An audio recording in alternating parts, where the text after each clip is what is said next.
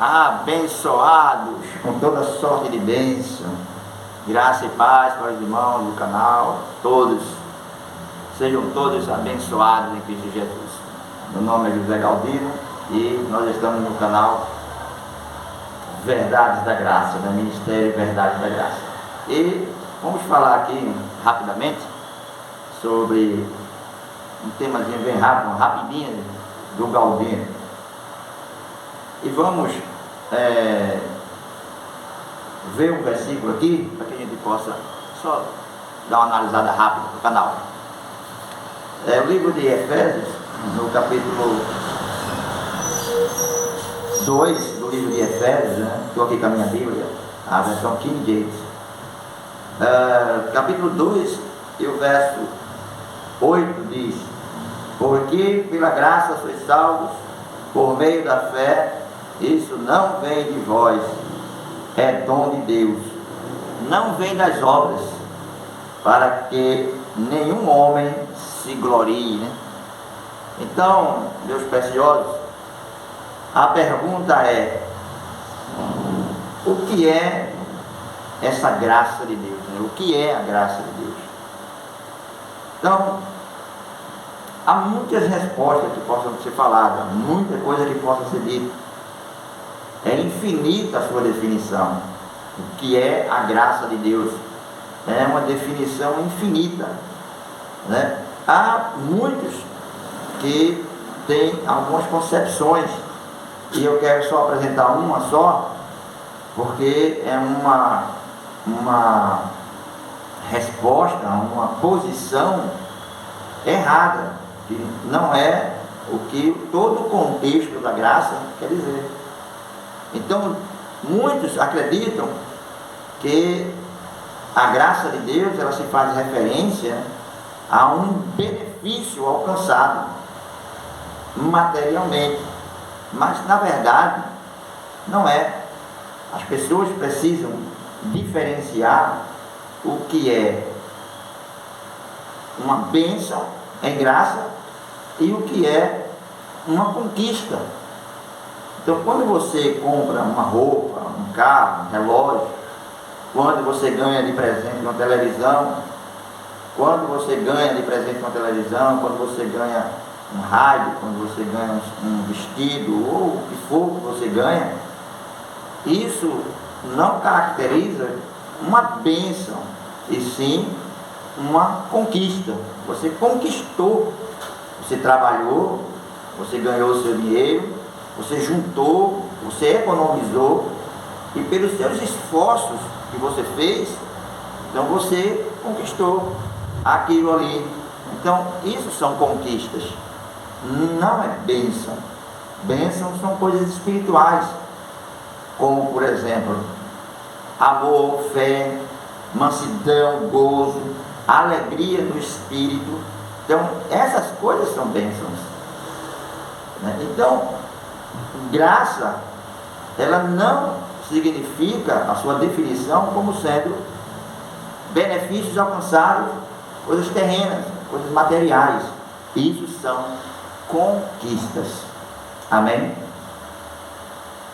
Então alguém diz assim: eu recebi uma graça de Deus, e define apenas isso: recebi uma graça de Deus, pronto, uma graça. Mas a graça de Deus, ela é muito, mas muito, muito mais, infinitamente que isso.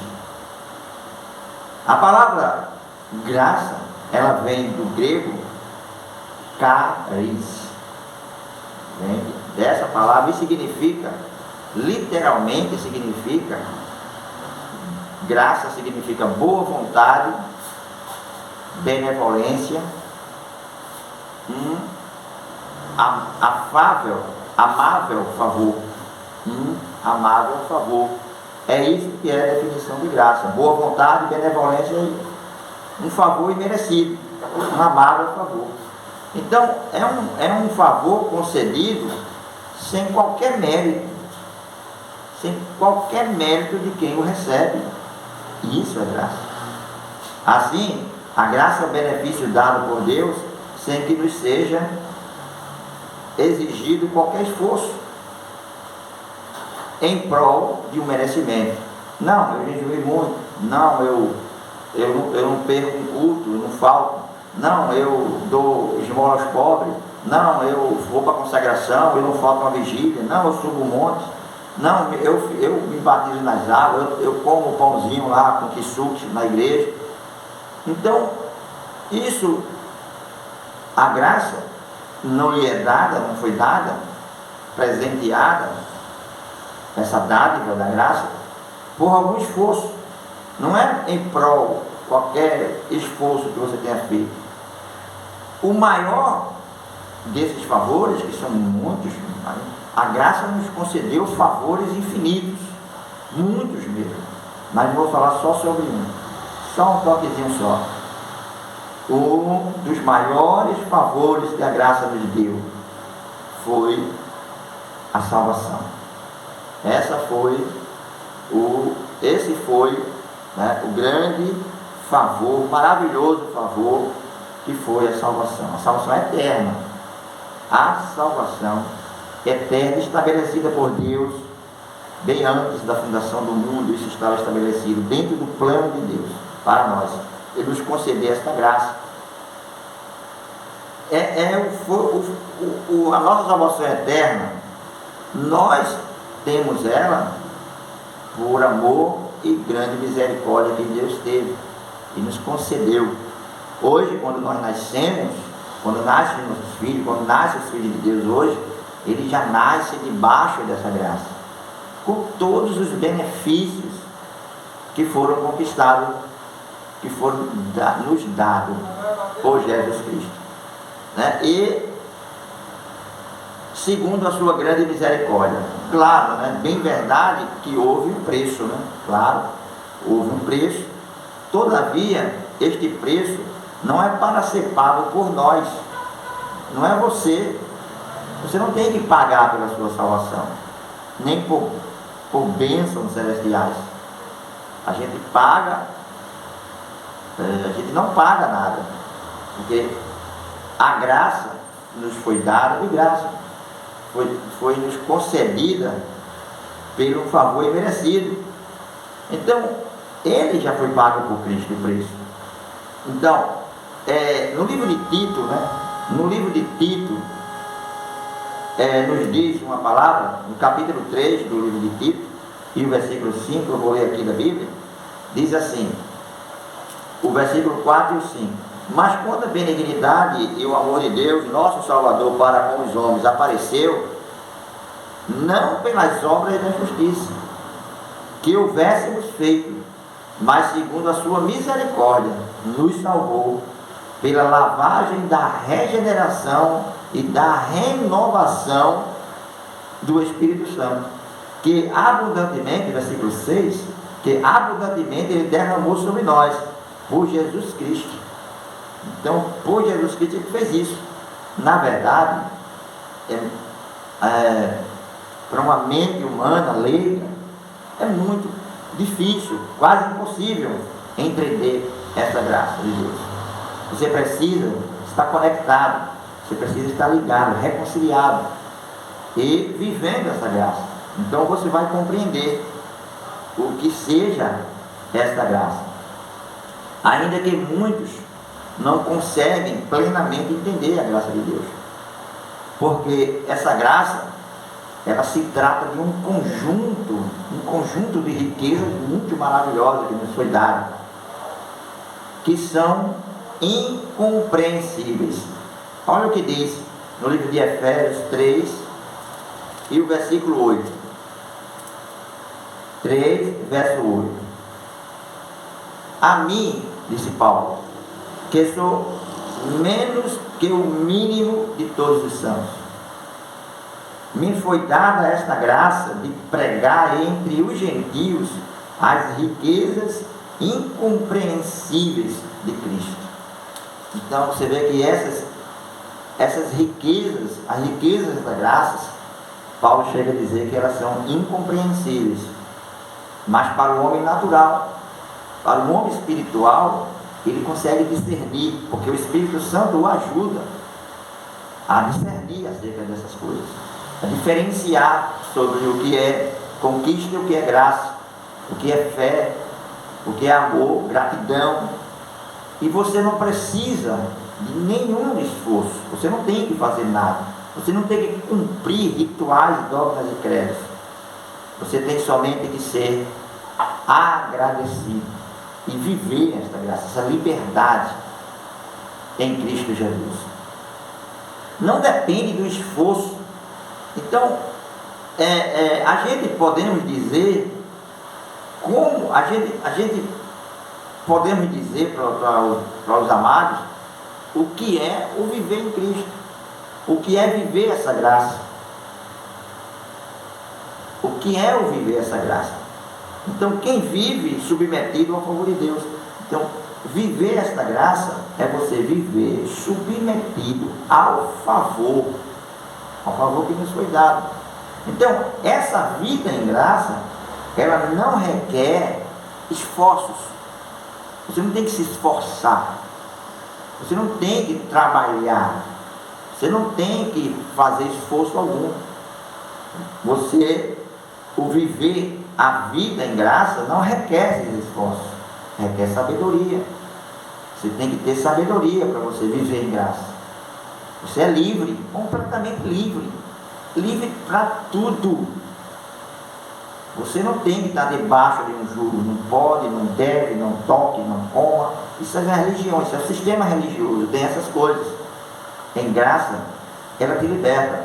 Gálatas capítulo 5, versículo 1. Para a liberdade Cristo te libertou. Não se submeta mais a nenhum jugo de escravidão. Então você está livre. Mas só que o viver esta graça, essa liberdade, você tem que viver ela com sabedoria, examinando, como diz Romanos capítulo 12. Rogo-vos, pois, irmãos, que apresenteis os vossos corpos em sacrifício e santo a Deus, que é o vosso culto racional. Então é aqui, no coração do homem, aqui no coração, na divisão da alma e do espírito, no coração do homem você vai viver, você vai experimentar quando você faz um culto racional. Eu posso, eu devo, não, sim, e você se submeter à vontade de Deus, não à vontade do homem, à vontade do sistema, da religião, da igreja, não, mas à vontade de Deus. Não depende do esforço próprio da carne, nem de cerimônias, mas depende completa e exclusivamente de Deus. Quem vive em graça não tem medos, pavores, terrores, assombrações, não tem medo desse diabo criado pela religião, esse ser fictício que se diz que se rebelou contra Deus e tudo mais. Não foi anjo que se rebelou contra Deus. Quem se rebelou contra Deus foi o homem. Ele foi quem se rebelou. É o homem, é a carne humana, a natureza humana, a sua carne que se opõe a Deus. A briga, a luta, a contenda, a guerra é entre o Espírito, Deus e a carne. Essa é a grande contenda que existe. Ainda que a carne, ela faz a oposição a Deus, mas ela obedece a Deus, porque a carne não é soberana, Deus é soberano. E até a desobediência do homem está dentro da obediência ao querer e à vontade de Deus. Então, Adão desobedeceu a Deus ou obedeceu a Deus? O que você diria? Adão desobedeceu a Deus ou ele obedeceu a Deus? Então, se nós formos ver pelo que está escrito, vamos dizer, ele desobedeceu, porque Deus disse que não comesse, e ele foi e comeu. Muito bem, mas ele obedeceu, ele não desobedeceu, ele obedeceu. Então, quando Adão desobedeceu a Deus, ele estava obedecendo a Deus, porque foi para isso que ele foi posto ali e foi colocado, para isso foi que ele estava ali, porque o plano de Deus era dessa forma.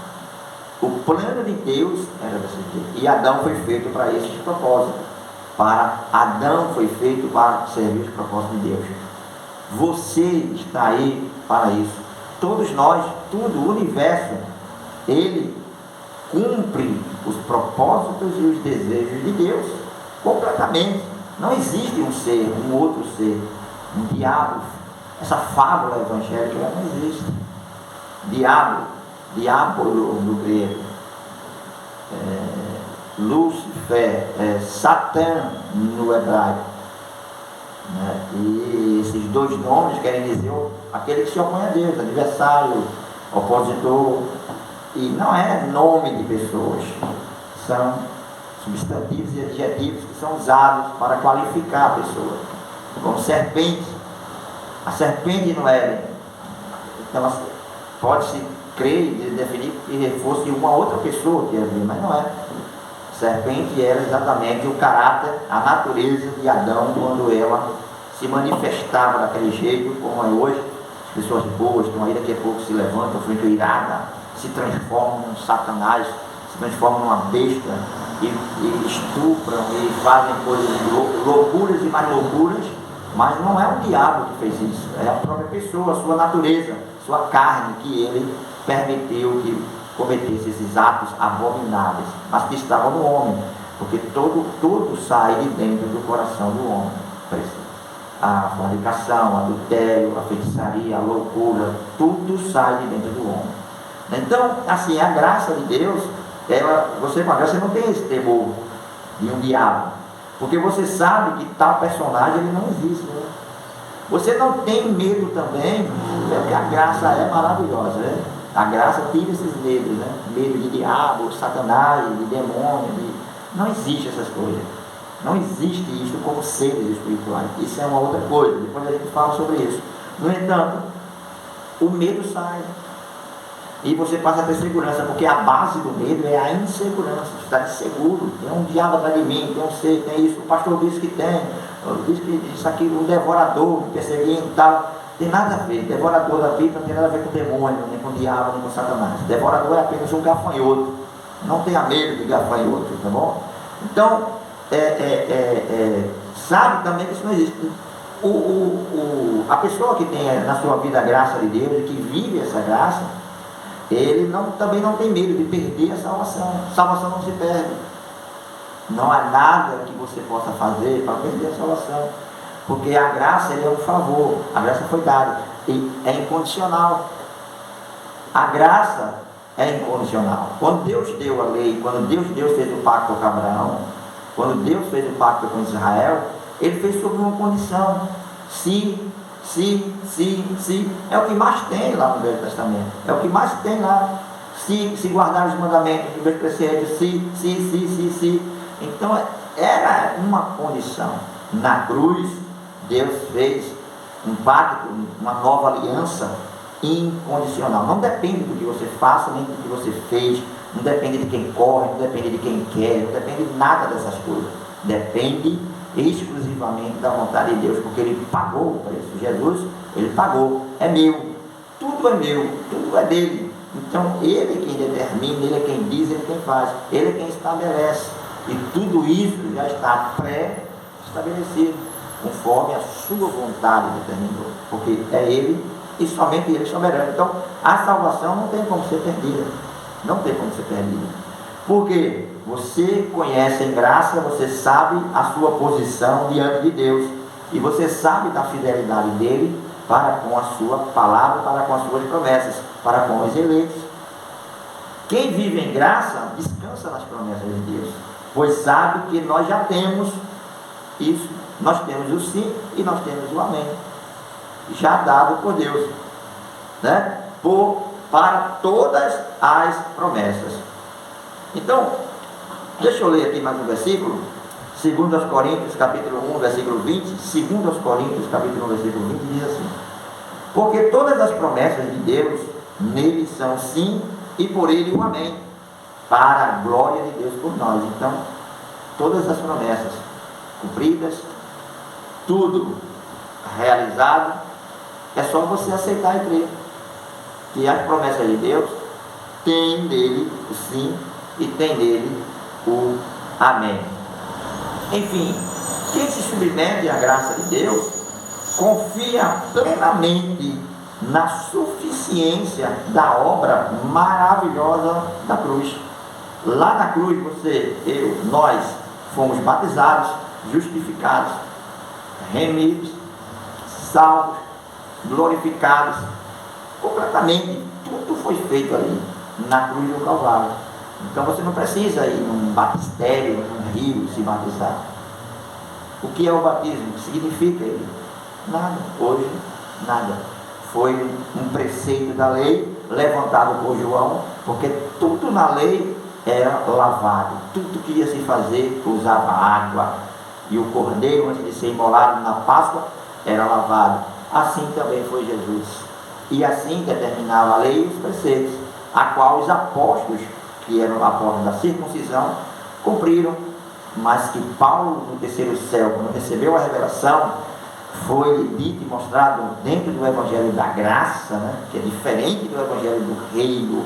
O Evangelho do Reino teve seu prazo de validade terminado quando o reino foi estabelecido. Então, no Evangelho da Graça, quando Paulo recebeu de Deus, diretamente, a revelação de Deus, então, não era mais água, e sim sangue. A Bíblia diz em Apocalipse: bem-aventurados os que lavam suas vestiduras no sangue do Cordeiro. Não na água, no sangue. Ali nós fomos batizados no Espírito Santo, no sangue, purificados, limpos, completamente de toda culpa, de toda mancha, completamente limpos estamos diante de Deus. Então, quem confia, essa graça bendita, né? Quem confia, quem se submete a ela, quem confia nessa maravilhosa graça, na suficiência, nessa obra maravilhosa da cruz do Calvário, ele simplesmente não se preocupa com mais coisíssima alguma. Então está aí o que é a graça, é muita coisa que nós podemos dizer, é um favor, é uma benevolência, é uma boa vontade, todas essas coisas boas, e você não precisa fazer esforço algum. A salvação foi conquistada, é sua, é presente de Deus, é dádiva de Deus. Não precisa você pagar, nem fazer esses esforços todos para conseguir chegar no lugar onde você já está, que é em Cristo. Agora